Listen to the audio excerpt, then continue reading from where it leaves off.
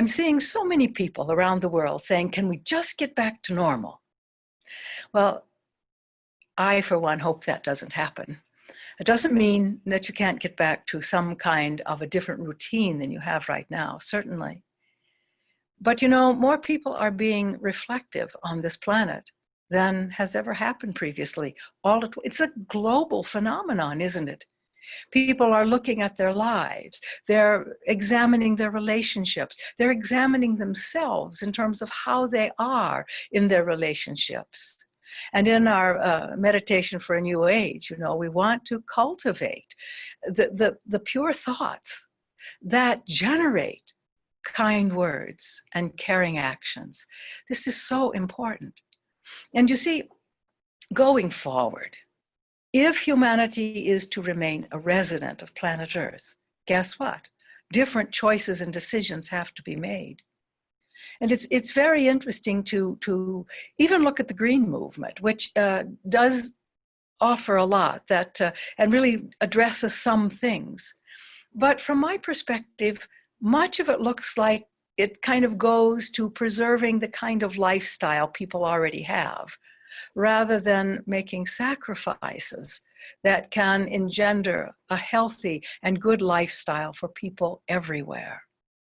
And so there's so much up for you now. When you look at, for example, one of the things we note in the meditation is we want to dissolve corruption and greed.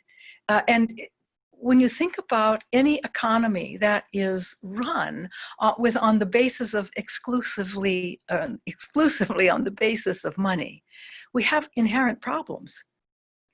And that is corruption or cheating. So let's see, I was watching someone the other day. In fact, I was just in this situation where people were sending in orders for something. And one woman was flashing on her experience of going into a store that sold candies and nuts mostly. And she bought like their high quality nuts.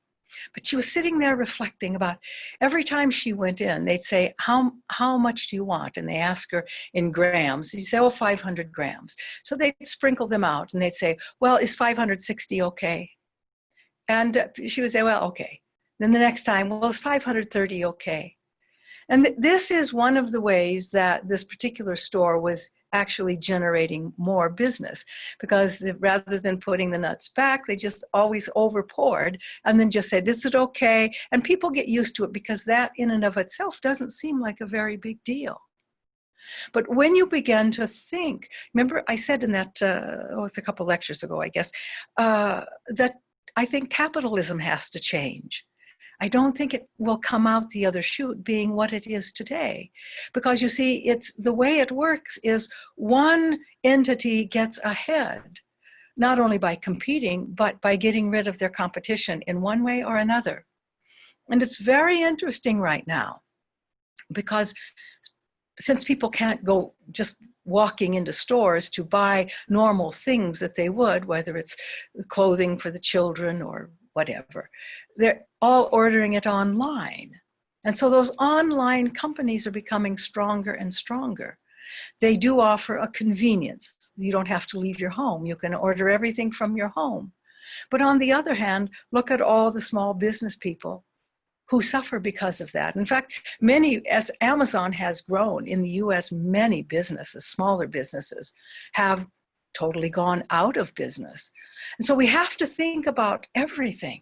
What are we creating with every thought, word, and every action?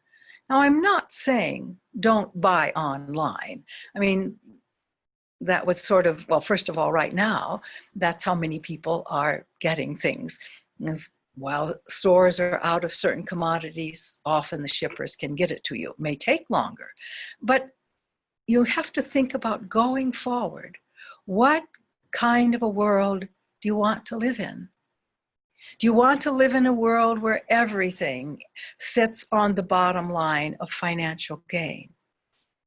That has been one of the big contributions of the Piscean age. And while it's been very good for some people, it's been very difficult and very hard on other people.